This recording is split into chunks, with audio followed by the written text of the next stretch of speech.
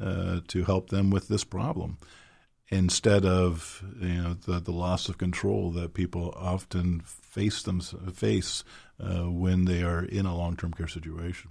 And another good thing about being an attorney is you get to help people avoid the dirtiest of all dirty words, probate.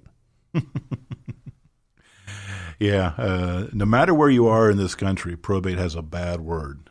In Ohio, we're blessed with a fairly streamlined probate process. It's not as bad as it is elsewhere, but a lot of my clients are setting up plans intending to move out of Ohio, right? So you have to be sensitive to what the jurisdiction you're moving to is, and that probate, which some horror stories are absolutely true about what can happen with that. The role of a estate planning attorney in this conversation is to make sure that doesn't happen to you and your family, right? Right. But that's one of the reasons why I do both things, why I am a financial advisor as well as an estate planning attorney, because I saw early on in my legal practice and knowing many people in the financial advisory world back then that there was a disconnect between the advice and the action. Right. And the consumer, too many times doing probate estates, seeing families that are in probate. Too many times I saw where people had spent thousands of dollars on fancy trusts to avoid probate, but they never did anything to put the assets in it. So now we have a big mess. And so that's one of the things that I saw as my vision as I developed these two businesses to work together, so that there's not that gap between the good advice, the good solution, and the action to put it in place. Wow. And really, just like you're describing, it's not that difficult to avoid probate. You just have to follow the steps, and it's not as big a deal as you would think, but again, it is that scary word. Nobody likes to hear the word probate. Yeah, and all the images that it conjures, it just sounds like this big black box, right? That who knows what's going to happen when I get to probate. Well, you do have those sharks out there that sit there and, it's advertised when somebody dies. They start looking for, how they can take advantage of somebody in probate, right? Absolutely. And I like to say that the probate process really, in a nutshell, all of the family friction that might have been there for years, that can bubble up to the surface. And that's where the sharks come in. Right. And if they get the ear of a disgruntled heir or thought there would be an heir, then we can cause all kinds of mischief in a probate estate. Right. You got to make sure you have things that are rock solid, like that durable power of attorney, right? Yeah. So it's important to have all the right documentation throughout the tail end of your life, which is where the durable power of attorney comes into play. And having a strong structure for what the estate is to do when you pass away. Yeah, just make sure that everything, it's getting the ducks in a row. Is a simple way of putting it. Get your ducks in a row, you can avoid probate. Pretty much. Yeah, and if you get those ducks in a row, and then you get your long-term care planning done, you can enjoy your time. Make that money work for you. You've spent all this time making this money. Now make that money work for you. Yeah, I like to explain to my clients that one of the things that I do is I focus on capital preservation. And when we look at long-term care and the potential exposure that comes out of long-term care, that is the single biggest risk for most people with regard to the loss of their capital, their estate, that they want to pass on to heirs. Or to, and heirs, what people don't understand is it can be devastating to a surviving spouse. It's not just money that would go to the kids and blissfully saying, well, I'm going to spend my money on the way. They've already got theirs. No, failure to provide adequate protection from the cost of long-term care for the spouse is just a catastrophe as I've seen it unfold. It certainly can be, for sure. I mean, that's where, we talk about, not going broke in a nursing home and how to make sure that, say men generally wind up needing that long-term care or they pass on before the female does. So how do you make it so if the male has to go into a long-term care facility, how do you not let the wife go broke?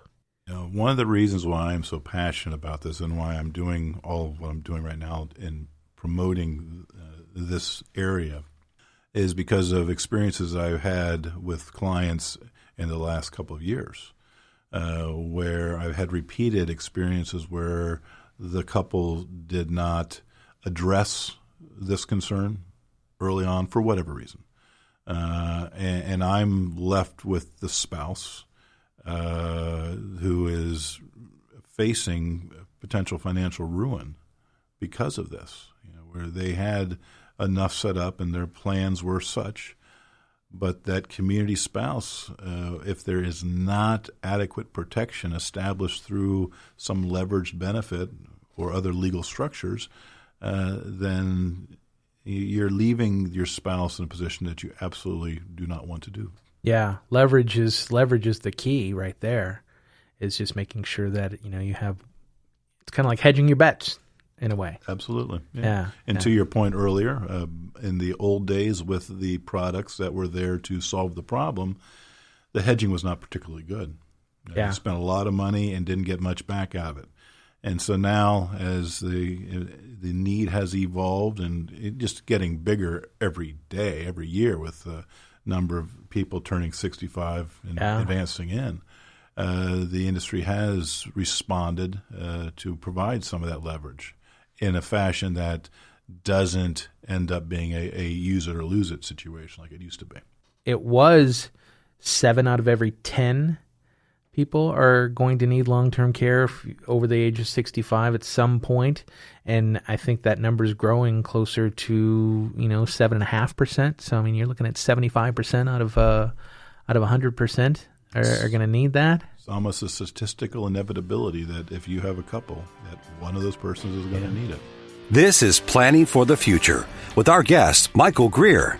To get a free copy of Michael's book, call 804-427-7784.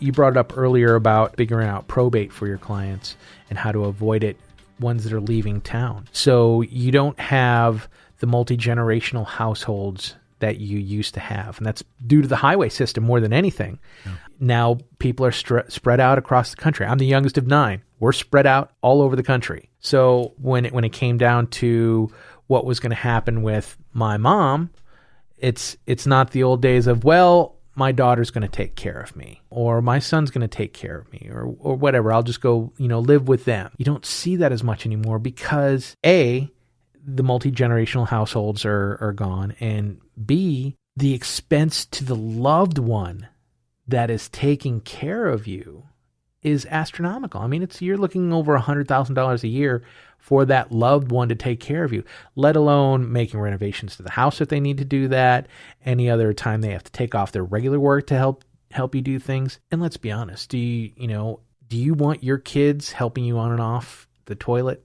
getting out of the bathtub? So even if you don't want to go to a long-term care facility, if you set your plan right, you can have that in-home care come in as well. Correct. Yeah. Everybody, to a person, I've asked, where do you want to be when you receive long-term care? The starting point is at home. We want to stay home as long as possible. Right. And as you pointed out, the impact of that providing of that care at home is just tremendous upon the other spouse or other family. I am blessed. I am one of 7 kids. My parents are in their mid-80s, and they're both still around. Oh, great. And as you mentioned, the dispersion of the family. Well, of the 7 kids, 4 of us live in town, and 3 of them are off living their lives. And I'm lucky that I've got a sister that is running point, right, doing most of the heavy lifting. So I get to do my share every once in a while, but it's much less than. Sure. But even with that, we have in-home care that comes in a few times a week just to keep an eye out. And we're fortunate, that we don't have any dementia or real physical ailments.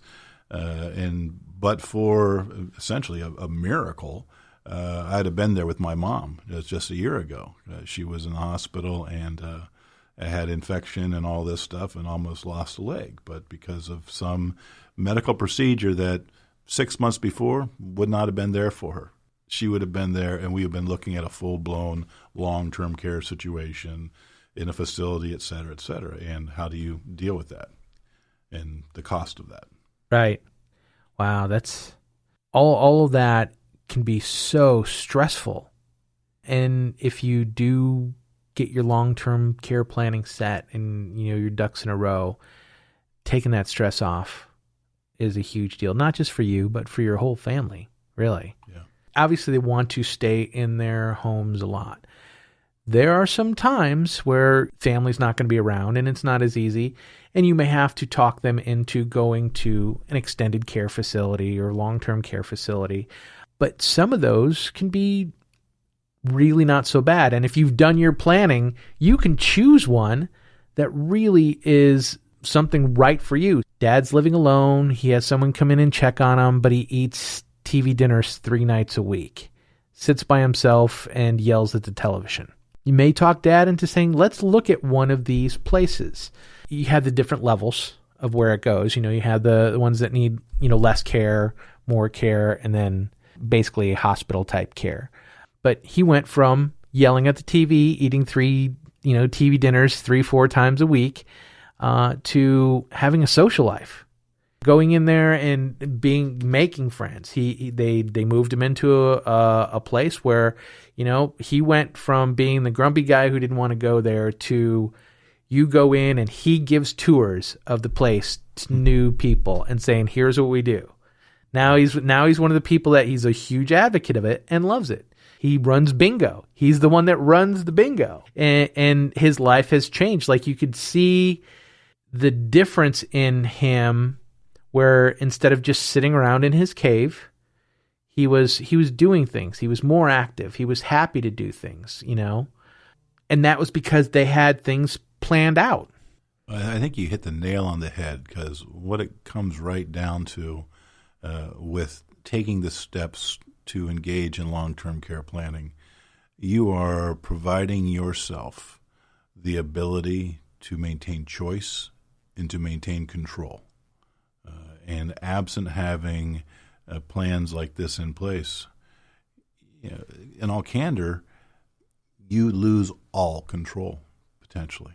Because I've seen it too many times in my career where people start healthy, and then through whatever ailment they end up in the hospital, and next thing you know, there's complications, and they're into extended facility care, and the decisions that need to be made at that point in time with long-term care need to be done in a panicked state. And what you just described there is people that had the contingency set up ahead of time, and when it was time, it wasn't a burden going to the facility that they're going to, but it was, okay, I finally get what I paid for. Right. If I set this money aside for it, and I'm not going to be there and every day thinking that I'm draining money that could go to my spouse or to my kids. I'm not there every day thinking I'm paying $10,000 a year to be here.